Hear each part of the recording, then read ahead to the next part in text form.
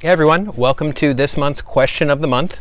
I'm David Keil. I answer your questions on a monthly basis. If you've got a question you want me to answer, go to yoganatomy.com/my question and I'll get it done for you. All right, this month's question comes from Daniel. Hi, I'm Whitewater kayaker looking for some help with forward bends. Daniel, you don't have to be a kayaker to be looking for help with forward bends. I've done yoga sporadically throughout my life, but I'm still a beginner. Can't figure out how to stretch myself effectively. I do a very niche discipline of whitewater called squirt boating. I've never heard of that, where you're in a small boat as possible, and you use currents to sink underwater. Doesn't sound dangerous at all. When I am in one of my traditional boats and my knees can be bent, I still have some trouble getting my body weight forward, but I'm able to do it. In squirt boats, however, my legs are straight with toes pointed and either no bend in my knees or only the slightest bend, and I have difficulty even sitting straight up, let alone bending forward. How can I work on my forward bendings to increase my range of motion, starting with this amount of flexibility? Everything I can find online assumes that I'm starting with better flexibility than I am. I realize it will take a lot of time to see results, but I just can't figure out what I should be doing to start. Daniel, it's a very common question. A lot of people focused on forward bending. How do you increase forward bending? Especially when you start from that place where you're super tight. And from what you're describing, you have difficulty even sitting up straight. Forget being in a kayak if you were sitting on the floor.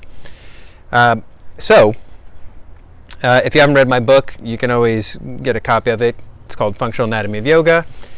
And in there we talk about the forward bending pattern.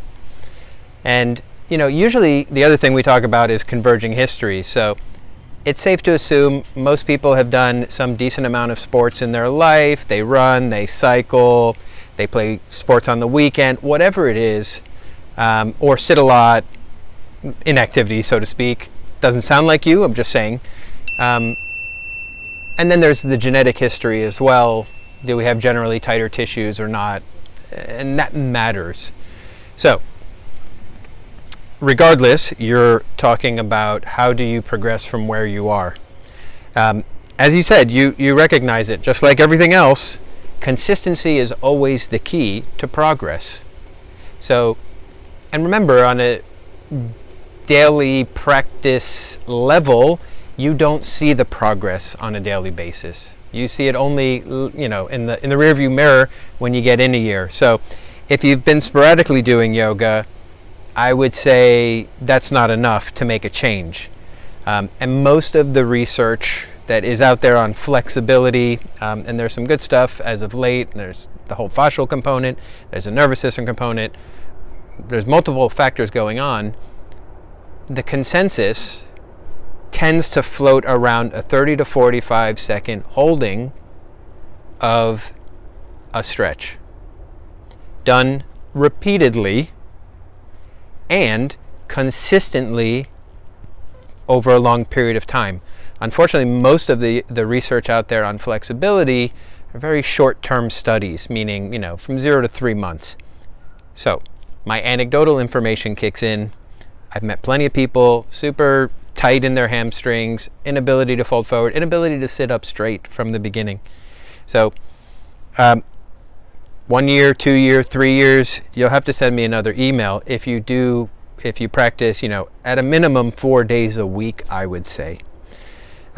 So I'll give you the real basic setup because I'm not going to go into how to create a whole process for you, but just doing forward bends.